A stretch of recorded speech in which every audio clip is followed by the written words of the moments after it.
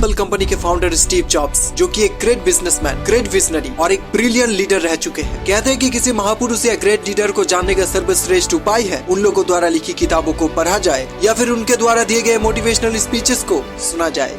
तो क्या ऐसा हो सकता है कि जो बातें स्टीव जॉब्स ने अपने 56 साल की जीवन शैली में सीखा हो वो आप 15 मिनट में ही सीख पाओ? वेल, डेफिनेटली इसका जवाब होगा हाँ। स्टीव जॉब्स स्टैनफोर्ड की कमिटमेंट स्पीच में बड़ी गहरी बात करते हैं। उसमें स्टीव जॉब्स ने अपने जीवन के सबसे बड़े लर्निंग्स को सिर्फ 15 मिनट में 3 कहानियों के माध्यम से बताया। ये बातें बहुत गहरी थी, आप इसे जीवन का सार भी कह सकते हैं, यानी समरी। उनका ये स्पीच काफी फेमस हुआ और इंडिया के number 1 motivational speaker Sandeep Maheshwari ने भी इस स्पीच को हाईली रिकमेंड किया है हर एक इंसान के लिए। उनकी स्टैनफोर्ड वाली एक स्पीच है 20 मिनट की, अगर आप में से बाकी लोगों ने नहीं देखी है तो आई स्ट्रांगली रिकमेंड यू कि एक बार आप जा करके YouTube पे वो जरूर देखें। अब प्रॉब्लम ये है कि स्पीच इंग्लिश में है और आज भी बहुत लोग इंग्लिश ठीक से नहीं समझ पाते। इसलिए मैं नहीं चाहता कि किसी भी लैंग्वेज बैरियर के कारण इतनी बेहतरीन स्पीच से लोग वंचित रह जाए। तो याद रखिएगा, ये वीडियो उनकी स्पीच का हिंदी ट्रांसलेशन है। एक एक शब्द स्टीव जॉब्स का होगा, मैं तो सिर्फ उन्हें आवाज दूंगा। तो चलिए अपनी जिंदगी के कुछ मिनट निकालिए और इस वीडियो को ध्यान से सुने। धन्यवाद।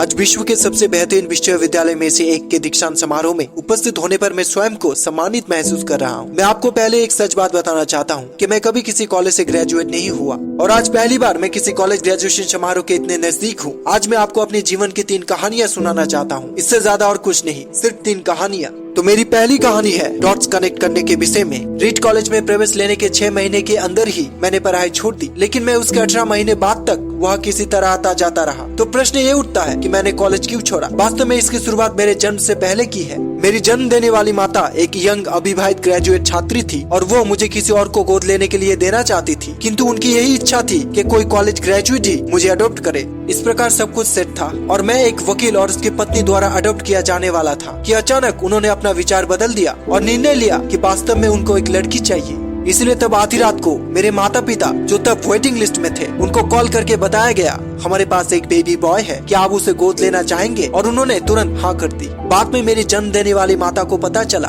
कि मेरी माँ कॉलेज ग्रेजुएट नहीं है और पिता तो हाई स्कूल पास भी नहीं है। इसलिए उन्होंने अंतिम अडॉप्शन पेपर पर साइन करने पर मना कर दिया।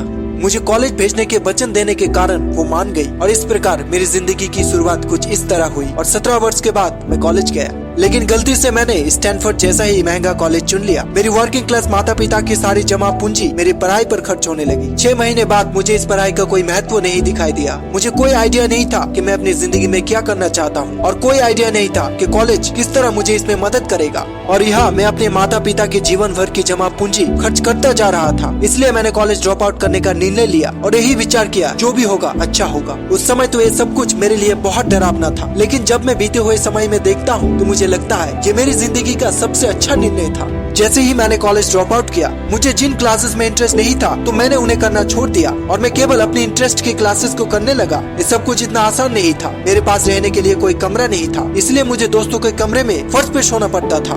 मैं कोक की बोतल लौटाकर मिलने वाले पैसे से खाना खाता था। मैं प्रत्येक रविवार रात 7 मील पैदल चलकर हरे कृष्णा मंदिर जाता था, जिससे कि मैं सप्ताह में कम से कम एक बार भरपेट खाना खा पाऊँ। ये करना मुझे अच्छा लगता था। मैंने अपने जीवन में जो भी अपनी जिज्ञासा और इंट्यूशन की वजह से किया, वो बाद में मेरे लिए अनमोल साबित हुआ। इसे मैं एक उदाहरण के द्वारा बताता हूँ। शायद उस समय रीड कॉलेज देश की सबसे अच्छी जगह थी जहाँ कैलिग्राफी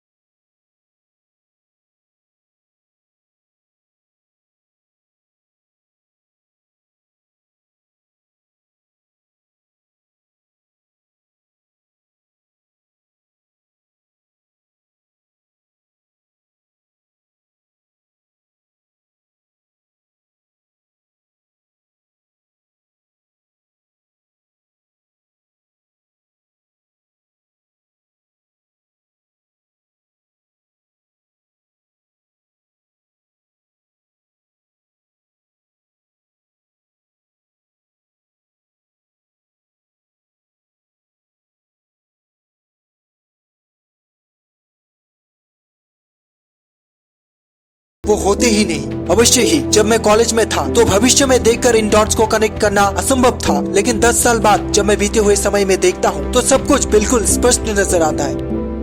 आप कभी भी भविष्य को देखकर डॉट्स कनेक्ट नहीं कर सकते, आप केवल पीछे देखकर ही डॉट्स को कनेक्ट कर सकते हैं। इसलिए आपको विश्वास करना होगा कि अभी जो कुछ भी हो रहा है वो आगे चलकर किसी न किसी तरह आपके फ्यूचर से कनेक्ट हो जाएगा। आपको किसी न किसी में विश्वास करना ही होगा, अपने गट्स में, अपने भाग्य पर, अपने जीवन पर, अपने कर्मों पर। आपको किसी न किसी चीज में विश्वास करना ही होगा, क्योंकि इस बात में विश्वास रखना कि आगे चलकर डॉट्स कनेक्ट होंगे आपको अपने दिल की आवाज सुनने के लिए हिम्मत देगा जब आप अलग रास्ते पर चल रहे होंगे, और यही बात आपको अन्य लोगों से अलग बनाएगी।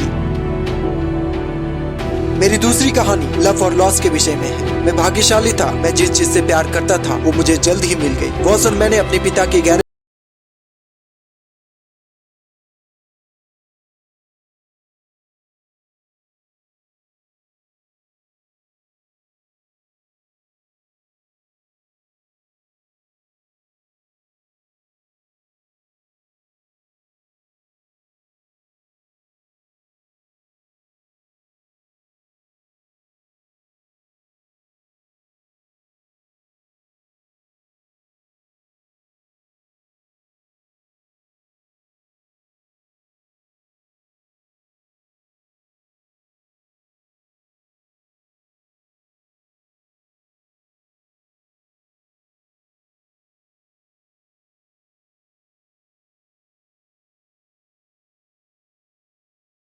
मैंने अपने पहले की पीढ़ी के उद्योगपति को नीचा दिखाया है। मैं डेविड पैकर्ड और बॉब नॉइस से मिला और सब कुछ ऐसे हो जाने पर उनसे माफी मांगी। मैं एक बहुत बड़ा पब्लिक फेलियर था और एक बार तो मैंने वैली छोड़ जाने की भी सोची, पर धीरे धीरे मुझे एहसास हुआ कि मैं जो काम करता हूँ उसके लिए मैं अभी भी उत्साहित हूँ। एप्पल में जो कुछ भी हुआ उसकी वजह से मेरे पैशन में थोड़ी सी भी कमी नहीं आई। मुझे अस्वीकार कर दिया गया था, फिर भी अब भी मैं अपने काम से प्यार करता हूँ, इसलिए मैंने एक बार फिर से शुरुआत करने की सोची। मैं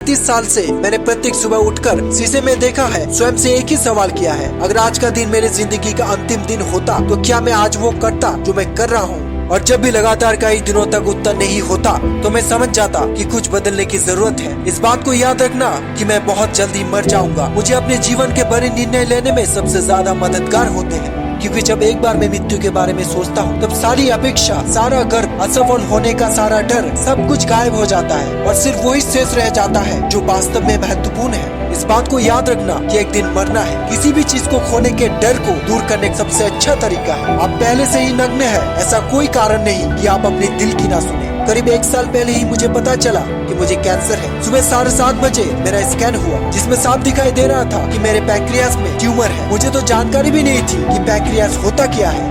डॉक्टर ने लगभग पूरे विश्वास के साथ बताया कि मुझे एक ऐसा कैंसर है जिसका उपचार संभव ही नहीं, और अब मेरा जीवन केवल 3 से 6 महीने का ही है। डॉक्टर ने मुझे सलाह दी कि मैं घर जाऊं और अपनी सभी चीजों को व्यवस्थित कर लूं, जिसका डॉक्टर की भाषा में मतलब था, आप मरने की तैयारी कर लीजिए। इसका अर्थ यह है कि आप कोशिश कीजिए कि आप अपने बच्चे से जो भी बातें अगले 10 साल में करने वाले थे वो अगले कुछ ही महीने में कर डालें। इसका तात्पर्य ये हुआ कि आप सब कुछ व्यवस्थित कर लीजिए कि आपके बाद आपके परिवार को कम से कम परेशानी हो। इसका अर्थ ये हुआ कि आप सभी को गुड बाय कर दीजिए। मैंने इस डायग्नोसिस के साथ पूरा दिन बिता दिया और शाम को मेरी बायोप्सी हुई, जहां मेरे गले के रास्ते पेट से होते हुए मेरे इंटेस्टाइन में एक एंडोस्कोप डाला गया और एक सुई से ट्यूमर्स के कुछ सेल्स निकाले गए। मैं तो बेहोश था। मेरी पत्नी वहाँ उपस्थित थी। उसने बताया कि जब डॉक्टर ने माइक्रोस्कोप से मेरे सेल्स को देखा तो वो रो पड़ा, क्योंकि सेल्स को देखकर डॉक्टर समझ गए कि मुझे एक बहुत ही दुर्लभ प्रकार का पैंक्रियाटिक कैंसर हुआ है, जो कि सर्जरी से ठीक हो सकता है। मेरी सर्जरी हुई और मैं सौभाग्य से अब ठीक हूँ। मृत्यु के इतने पास में इससे पहले मैं कभी नहीं पहुँचा और उम्मीद करता हूँ कि अगले कुछ दशकों तक ना ही पहुँचूं। ये सब देखने के बाद मैं और विश्वास के साथ कह सकता हूँ कि मृत्यु एक उपयोगी लेकिन विशुद्ध रूप से भौतिक संकल्पना है। कोई भी मरना नहीं चाहता, यहाँ तक कि जो लोग स्वर्ग में जाना चाहते हैं वो भी वहाँ जाने के लिए मरना नहीं चाहते। फिर भी मृत्यु ही वो स्थान है जिसे हम सभी शेयर करते हैं। आज तक इससे कोई नहीं बचा है और ऐसा ही होना चाहिए, क्योंकि मृत्यु ही एकमात्र इस जीवन का सबसे बड़ा आविष्कार है। ये जिंदगी को बदलती है, पुराने को समाप्त कर नए का रास्ता खोलती है। और इस समय नए आप हो, पर ज्यादा नहीं, कुछ ही दिनों में आप भी पुराने हो जाओगे और रास्ते से साफ हो जाओगे। इतना नाटकीय होने के लिए माफी चाहता हूँ, लेकिन यही सत्य है। आपका समय सीमित है, इसीलिए इसे किसी और की जिंदगी जी के व्यर्थ मत कीजिए। बेकार की सोच में मत फंसिए। अपने जीवन को दूसरे के हिसाब से मत चलाइए। औरों के विचारों के शोर में अपने अंदर की आवाजों को मत दबाइए। और सबसे महत्वपूर्ण ये है कि आप अपने दिल और सहज बुद्धि की बातों को सुनने का साहस रखें। वो पहले से ही जानते हैं कि तुम वास्तव में क्या बनना चाहते हो। तो पहले अपने दिल की आवाज सुने, और उसके अलावा सारी चीजें सेकेंडरी है। और अंत में मैं आप सभी से यही कहना चाहूंगा, स्टे हंग्री, स्टे फुलिश, यानी भूखे रहिए और मूर्ख रहिए। मैंने अपने लिए हमेशा यही मांगा है, और अब जब आप सभी यहाँ से ग्रेजुएट हो रहे हैं तो मैं आपके लिए भी यही यूज करता हूँ। Stay hungry, stay foolish. आप सभी का बहुत धन्यवाद। अगर वीडियो के यहाँ तक पहुँच गए हो तो थैंक यू सो मच। अगर वीडियो पसंद आए तो इसे लाइक कर दीजिए और अपने दोस्तों के साथ शेयर भी कर दीजिए। अगर चैनल पे नए हो तो सब्सक्राइब कर देना, और मिलते हैं अगले वीडियो पे। जय हिंद।